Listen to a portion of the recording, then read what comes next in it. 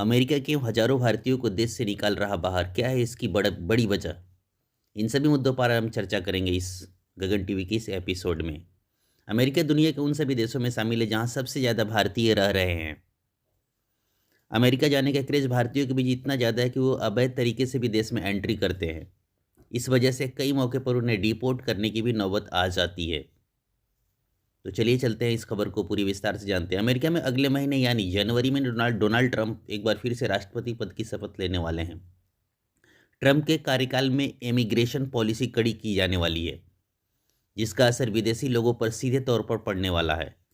Donald Trump ने भी साफ कर दिया है कि देश में अवैध तौर पर रहने वाले लोगों को देश से बाहर किया जाएगा।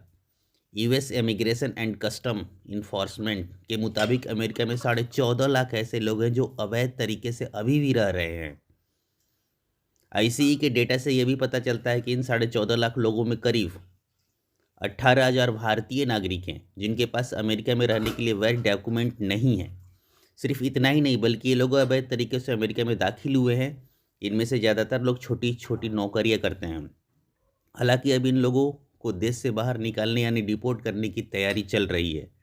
ट्रंप ने ऐलान कर दिया कि वो लाखों लोगों को देश से बाहर करने वाले हैं जिनके पास वैध दस्तावेज नहीं है। आगे ट्रंप ने क्या कहा, मैं आपको बताने जा रहा। डोनाल्ड ट्रंप लगातार इंटरव्यू में कह रहे हैं कि उनके कार्यकाल के शुरू होते ही अमेरिका इतिहास का सबसे बड़ा डिपोर्टेशन प्रोग्राम चला सकता है। ट्रंप ने हाल में ही टाइम्स ऑफ मैगजीन को दिए एक इंटरव्यू में कहा है कि मैं लोगों को उनके देश वापस भेजूंगा या हम उन देशों के साथ व्यापार नहीं करेंगे। उन्होंने ये भी कहा है कि जो देश डिपोर्ट किए जाने वाले लोगों को अपने यहाँ स्वीकार नहीं करेंगे उन पर टैरिफ भी लगाया जाएगा।